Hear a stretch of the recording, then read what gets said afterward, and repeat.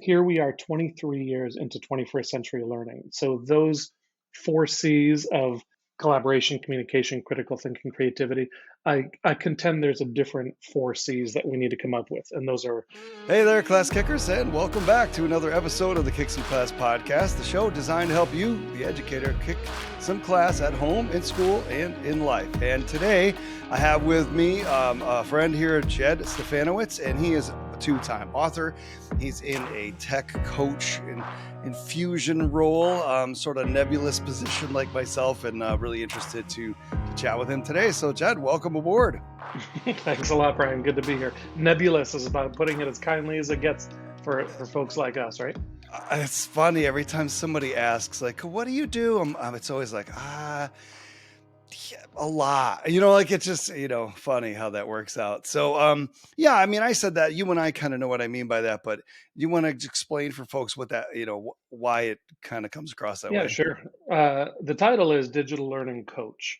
And so I taught third grade for 22 years and then moved into a role of a digital learning coach across a bunch of elementary schools. Then I switched districts to where I'm just housed in one school. So I have a home school, one staff, and each of our elementaries has a full-time digital learning coach, which is pretty awesome. Wow. Yeah, I know. So when I say that, other people in our kind of circle are like, "Ooh," because that's rarely the case. And truly, it's the vision which we're moving toward is a true coaching vision, an instructional coaching position. It's interesting because, of course, you're also the tech guy, and Yeah. I'm the tech guy in the building. But teachers that I work with know me first and foremost as an educator first. So yes, I'm helping fix problems, but I'm also looking to kind of solve problems and help them with instructional ideas and thinking about projects and rethinking maybe how they're sharing projects, saving things, and showcasing learning. So that's really my passion area. And that's that people who do what we do, that is our passion area. Yeah. And it's not about the tools, not about the product. It's about the practices over the products. Man, that's so good right there. That's exactly it. And so it's funny you say that. I actually same deal classroom. So this was year 25 for me. Most of those years as a middle school science teacher, I came out on grant once and worked back and forth between PBL and IT. And now people seem to remember me more from IT in the elementary buildings. And so I get calls. I'm like, no, I don't do that anymore, but I'll help. So Yep. you said something, showcase learning, and I know it's some people may think that's buzzword, others, but I, just if you could kind of maybe walk somebody through a day in the life of working with a teacher that you're saying, hey, how can we showcase learning? What might that look like from somebody that Yeah. maybe isn't familiar with that?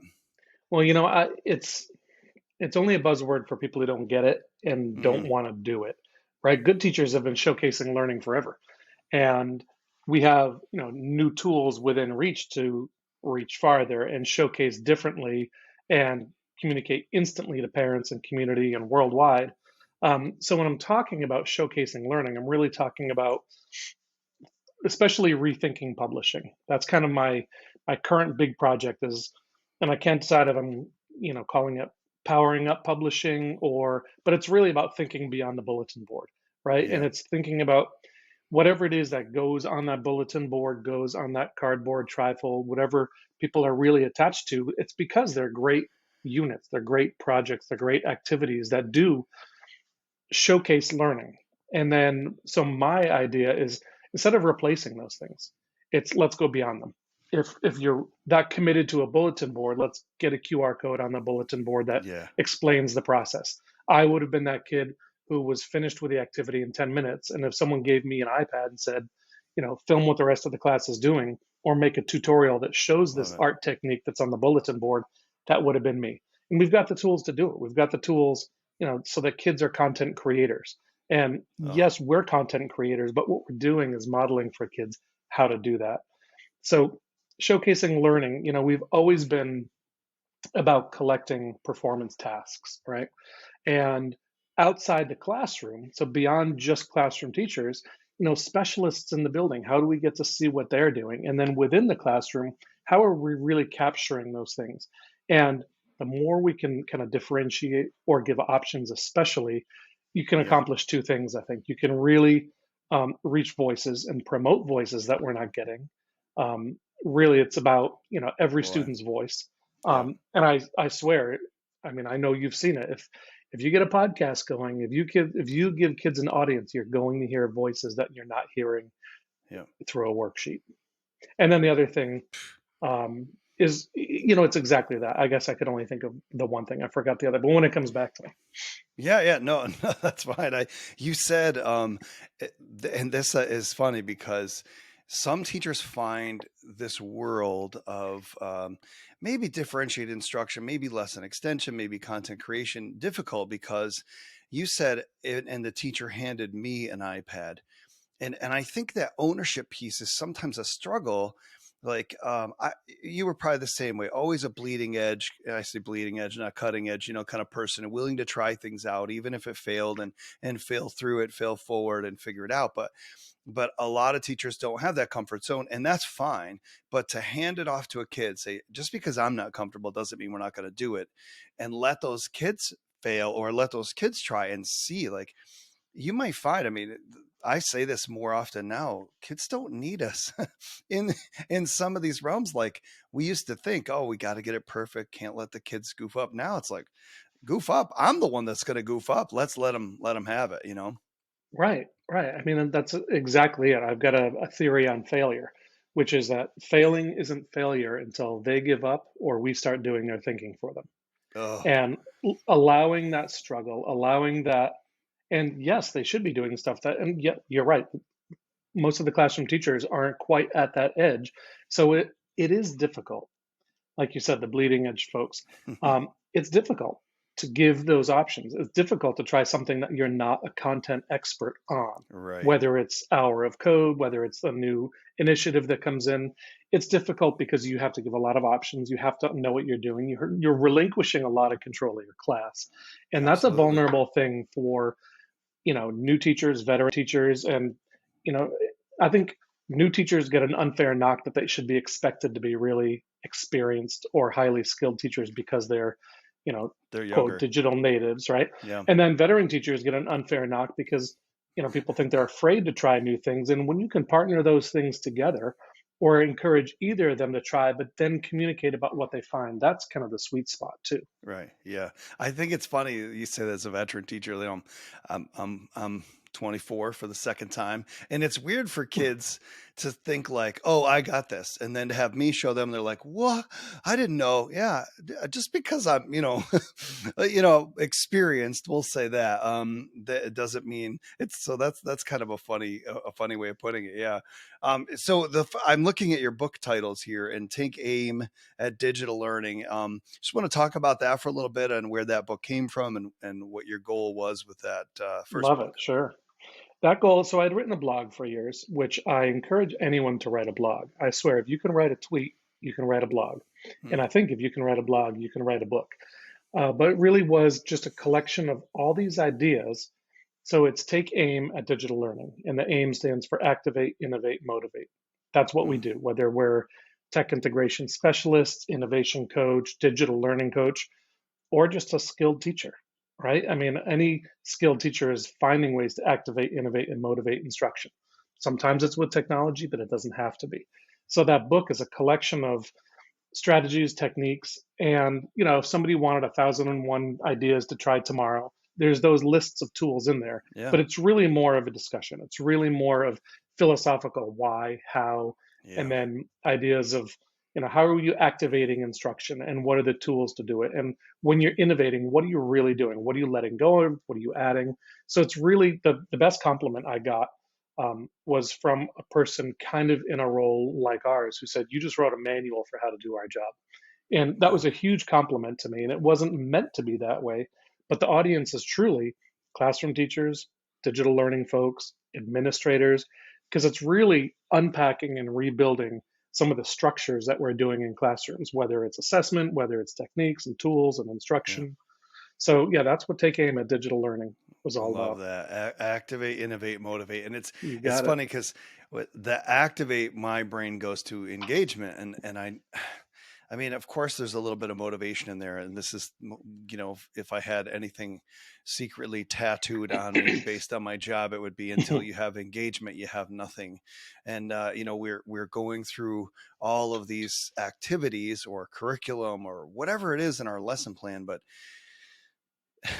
are the kids with us, right? Have we activated that learning? And I think back to like, oh, do you have an anticipatory set? And I'm like, man, who cares what you call it? I Is know. there a way to, as you're saying, activate? So Are that's you good. creating that? Are you creating that spark? Are you creating that moment?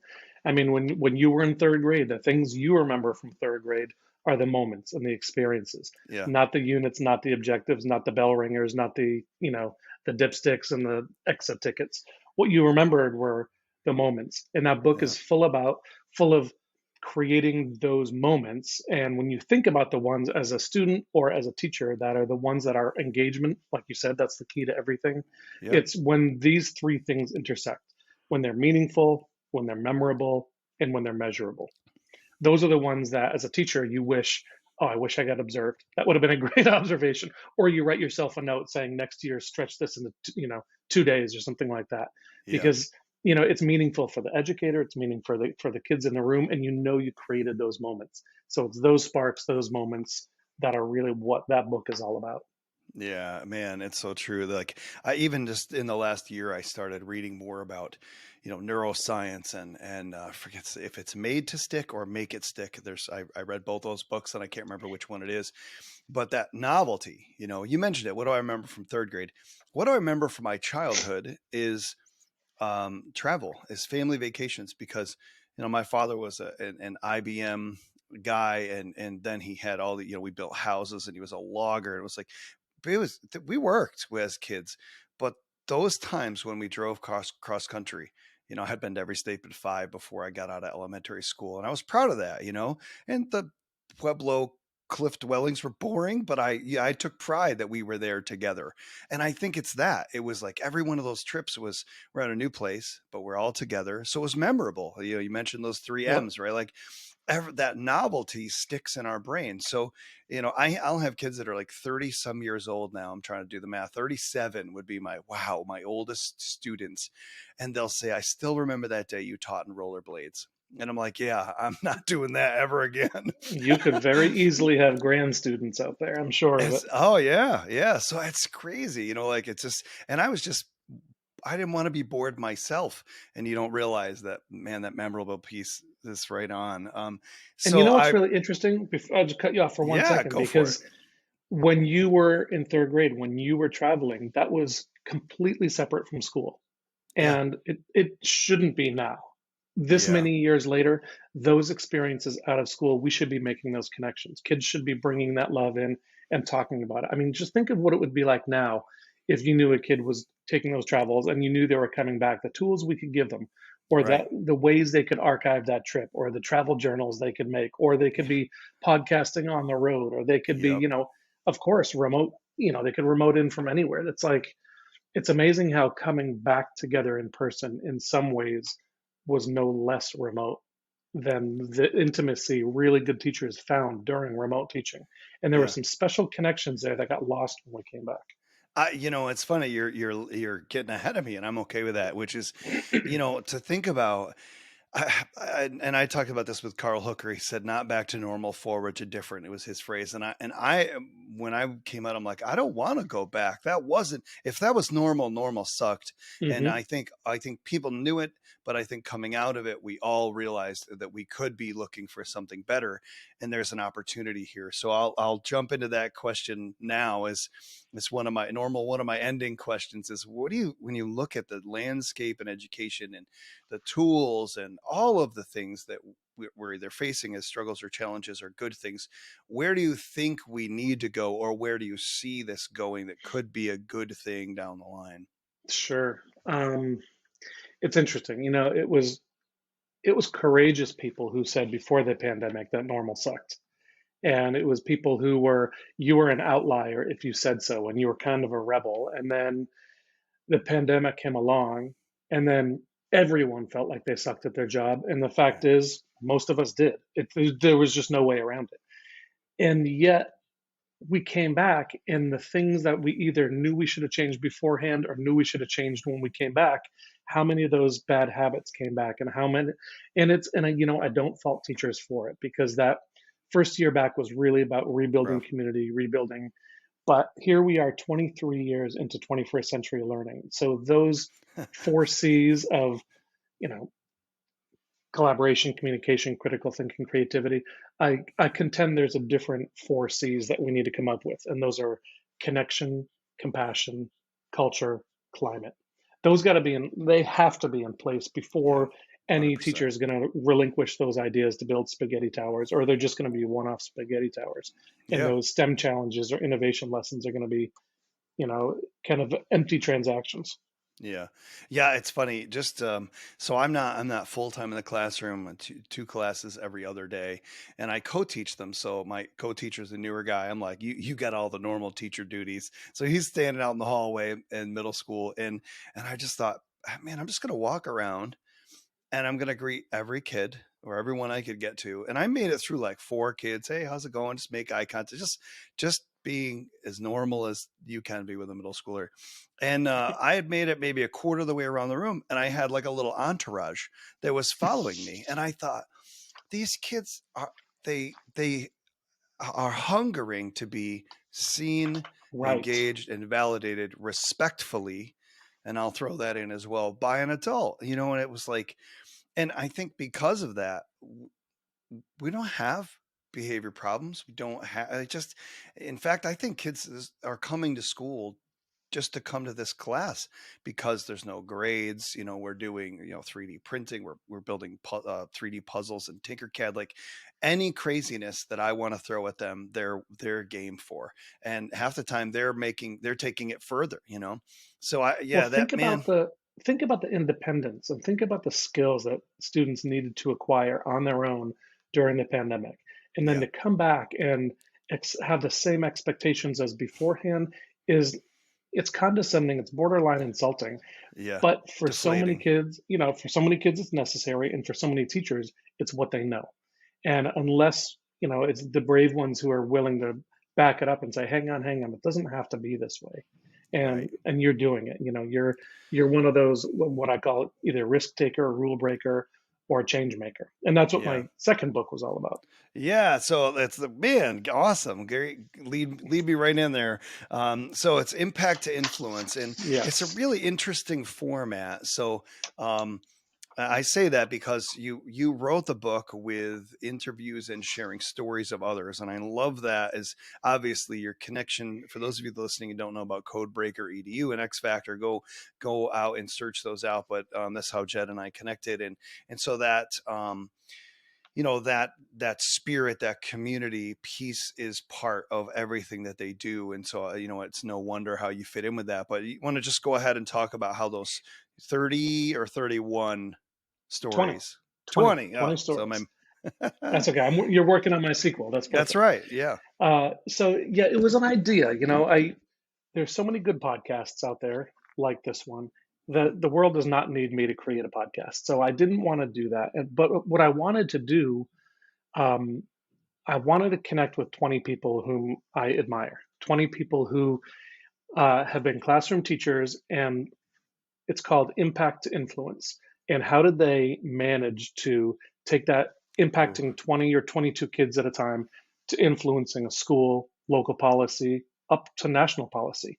There's three teachers, state teachers of the year, a national teacher of the year, podcasters, different publishers. I mean, Peter and Paul Reynolds are in there. Just really unique people. A bunch of people that I met through Teach Plus, where I was a fellow last year. But what I did, you mentioned the format of the book, was I kind of wanted to learn their stories selfishly, because I think they all Yeah. have something unique to teach, which is, you don't have to follow the admin lane. You don't have to follow, you can invent your lane. And one thing that I really found interesting was, in all these stories, there was someone who kind of encouraged them to try something, take something, either said, you'd be a great principal, you'd be a great assistant principal. You should think about, or you're really good at connecting, you should think about this role. There's always kind of that mystical person along the way that just kind of encouraged them at a time when they needed it.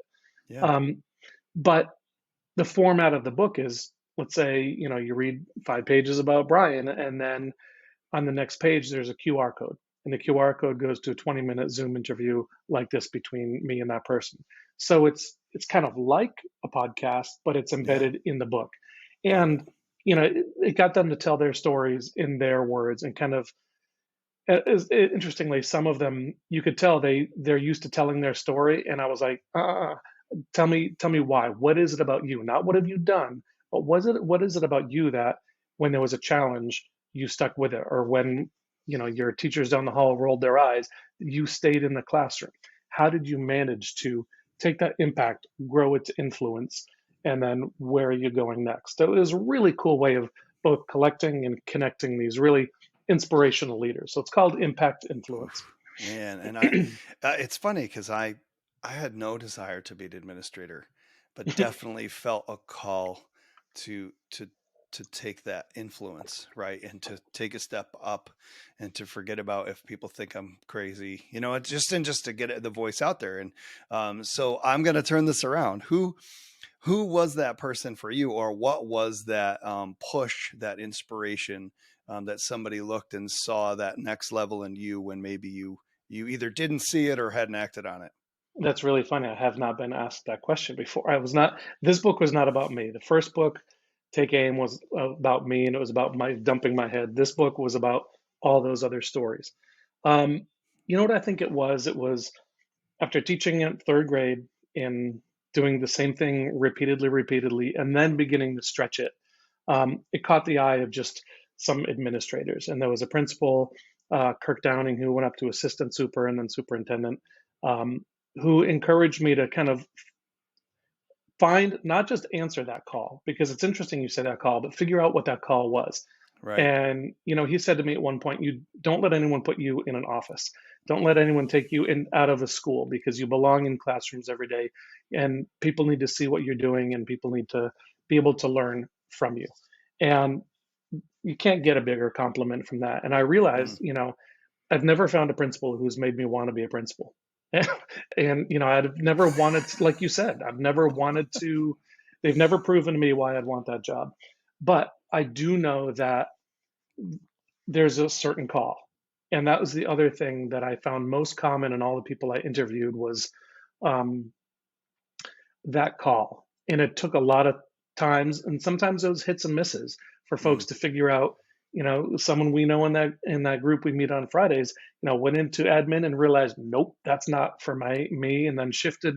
And you kind of finding that lane, but that takes courage and it takes Yeah. flexibility and adaptation. So, for me, I love doing what I'm doing. I love connecting with teachers. Um, of course, I miss, just like I'm sure you do, being in having your own class, but I'm in Right. classrooms every day. So that's the best thing. I mean, I get to be in classrooms doing what I love to do and hopefully connecting with teachers to help them do what they want to be able to do. And that's really the crux of coaching for me. Isn't about teaching someone an idea that I have. It's about helping them realize an idea that they have.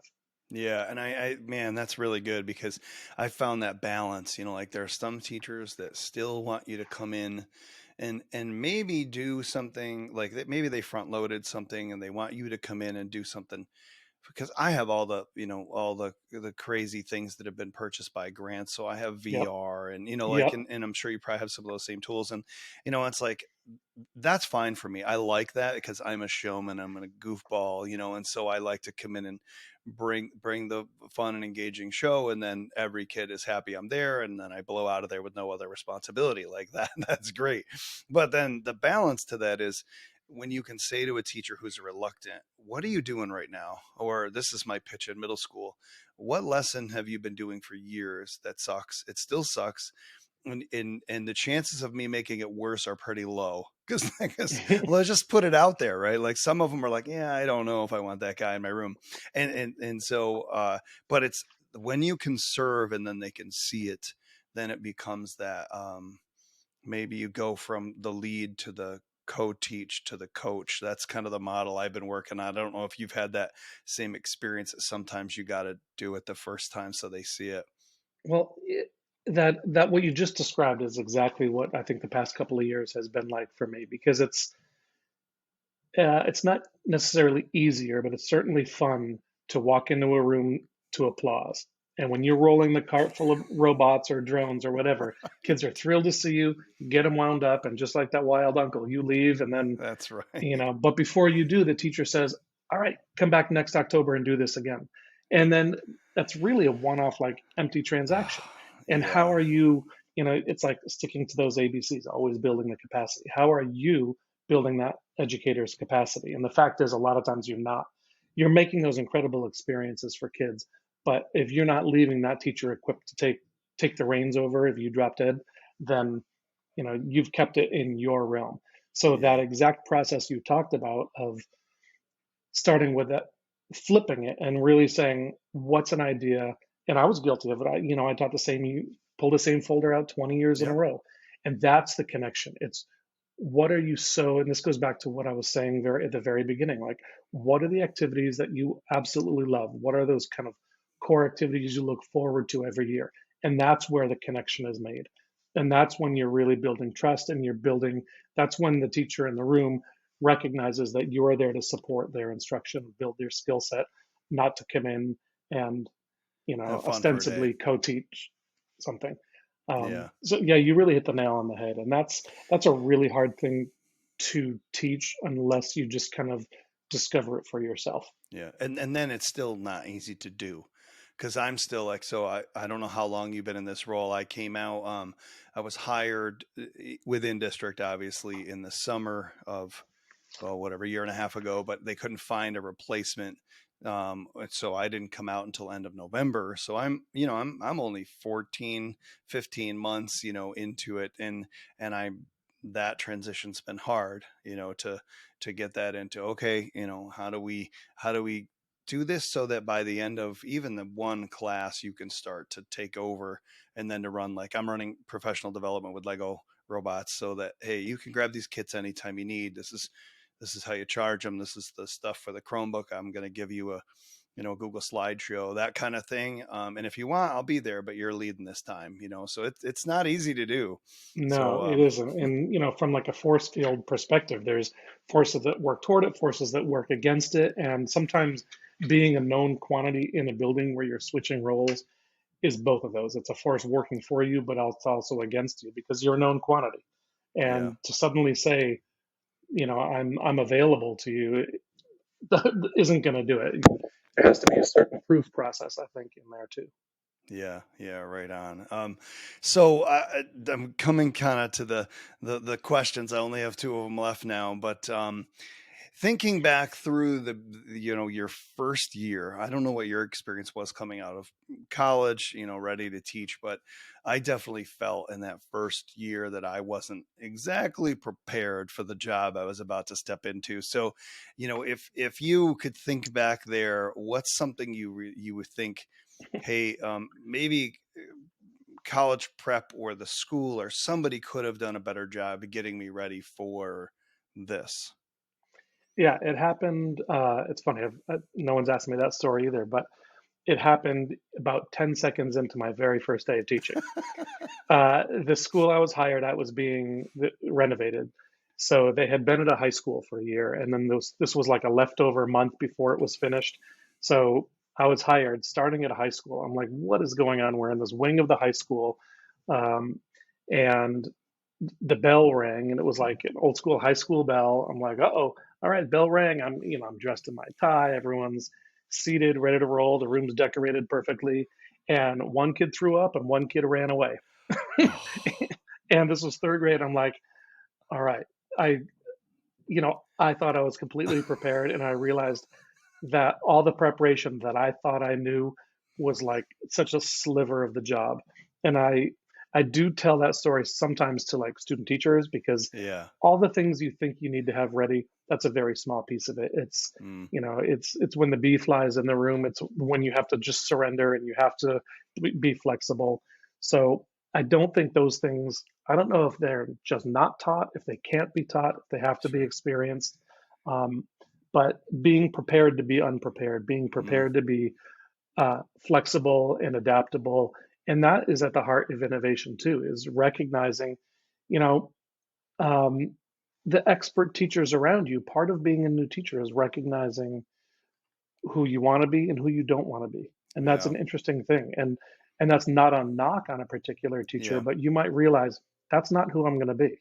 That Hmm. doesn't make me a bad teacher. It doesn't say I'm lacking something, but you kind of find your lane there. You find your identity as an educator, and that's your craft. That's what makes you unique. So that the shrink wrapped manual on your desk, that or whatever the new initiative arrives, um, there's a reason. No matter how tightly teachers adhere to that fidelity of a new program, everyone finds their own way to Right. do it, or else it feels empty. Yeah, yeah, you have to. So a quick follow up on that one because I can't not ask it. So did you tend to the vomit kid or the kid who ran away first? I gotta know that one. Um, I, well, there's a plastic bucket in every room, so he was easy to attend to, and then I got who I needed to get to find the kid who split, and within about a half an hour, all was Oh right my in the world, and I was gosh. ready to restart my day. But it was one of those. It was certainly a memorable day. Oh, I can't imagine. And from my perspective, a half hour, that's whole first period then is shot, but you've got to you had time to, I don't know if it's a good thing or not to recover with those kids for that for the rest of the Nobody was day. missing for a half an hour. He just wasn't where he was supposed to be. Put it Oh, that way. okay, He I split got you. and Yeah. uh, just needed to Is needed to have the right person connect with him. Isn't that funny like that? That's a real fear, I think, sometimes when you're starting out or you have a challenging kid behavior wise or whatever, that if it's a differently abled kid who just got a need that as the office calls and I don't know what this kid is, or something. It's an interesting one.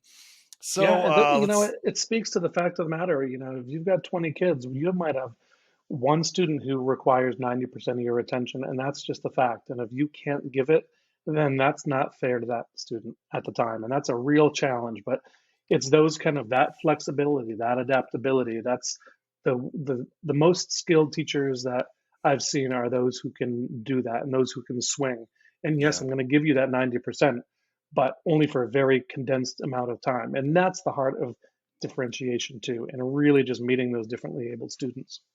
Yeah, and you may, man, you may have actually answered this question, but if you want to add to it, which is the flip side of it. So now here you are, maybe seeing the sun coming down on the formal part of your career. I'm sure you've got plans for after that. I know I do, as far as like I may retire, but I'm not done. I'm just gonna have more control over it. But so a new student comes in, or a new teacher comes in, and they're in year one, and wet behind the ears. What's your number one go to piece of advice for them? That's a really tough, but a really good question. My advice is to learn from the people around you. Be very open about asking. Don't pretend to know what you're doing, and realize that you're surrounded by people who know how to do what they're doing at an expert level. And if you Mm, don't connect and you don't take advantage of that, I think it's a missed opportunity. And there are very few professions that people are so self-conscious, and so they close their doors, they do their job, they decorate their rooms perfectly, they feel like they have an awesome lesson, but who knows? Who's seeing it, and how are you delivering to those parents who are entrusting you with their kids for a year? ooh, And that gets to the heart of, I think, the responsibility of a teacher is, you've got to take it personally. Some things you can't take personally, but the craft and the job and the responsibility you have to take so personally, and you need to let parents know it.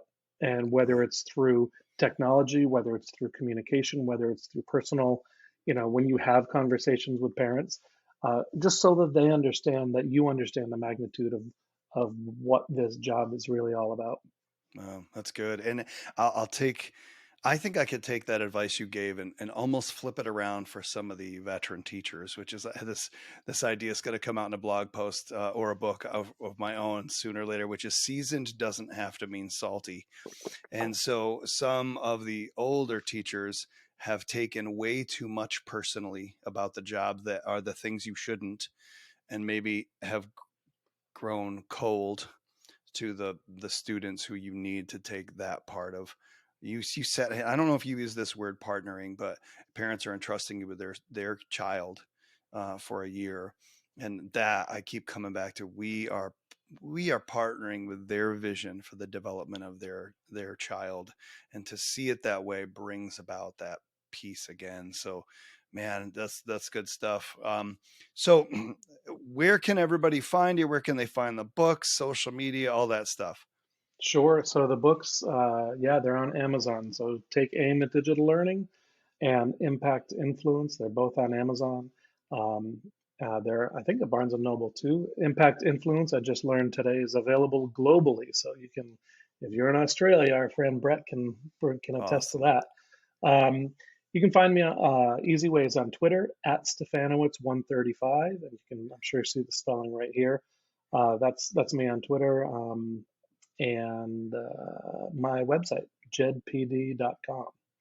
So yeah, Awesome. Stefanowicz rhymes with Bananowitz. It's all you got to know. And All then right. hopefully some upcoming workshops. But reach out, find me, connect with me through the webpage or on Twitter, and let's collaborate. Let's hear ideas. I'd love to hear what folks think about the book. I'd love to hear feedback on those interviews because, like I said, the impact influence is really about other people's stories. And I love connecting, collecting, and then sharing them because every one of them is a unique lane, a unique Yeah. journey. And I love celebrating that.